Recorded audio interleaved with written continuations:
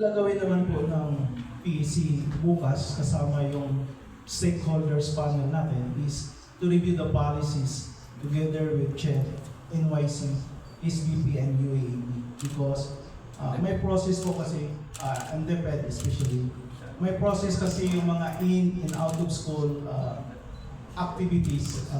There is a standing memorandum issued by CHED on that.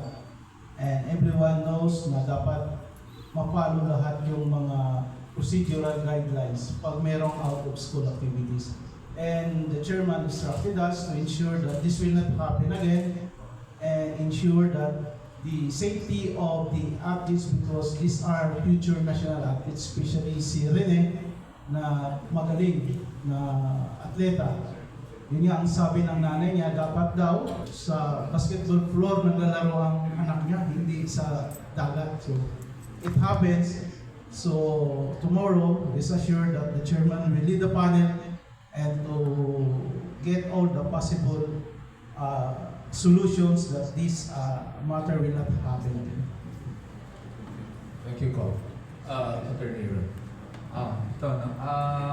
Well, one, talagang nakikiramay kami. No? Talagang out of words for our sympathy. No? Sabi nga ni Chairman kanina, talagang as a father also, then you can actually empathize what happened. Imagine losing your future, the future grade from both of them, both families, no?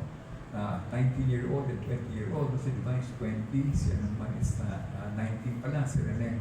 And what Chairman has shared, talaga na, yun, masakit lang namin makita mo. You see the kid, he was waving, parang saying goodbye pa na, oh, I'm going to Manila na rin, no? for my future, great future. That happens. No? But what I'd like to add, na ito sa statement na nabigay kanina ng PSC, but the chairman released it, no? Additional lang dito, sabi na chairman yun, no? The goal here is not only to understand what happened, but to ensure that lessons learned to lead to safer, more responsive systems that protect athletes while sustaining high-performance sport. Excellence in sport requires environments that push human potential but never at the expense of safety.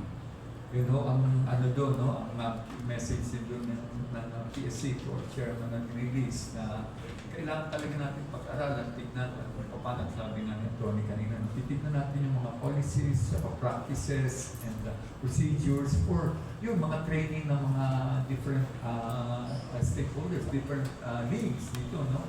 Na ang utmost dyan is the safety of our athletes. Yun po yung aming bukas na main namin, kaya nagpatawag si chairman ng emergency meeting namin nga dito to among all the stakeholders and agencies that should be involved in this endeavor.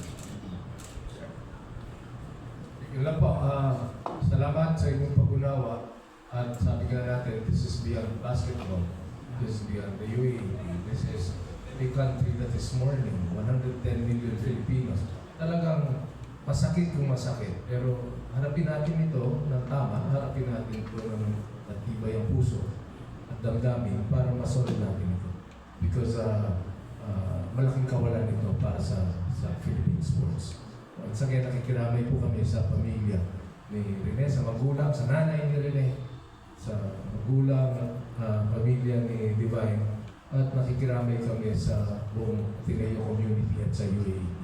Maraming salamat po.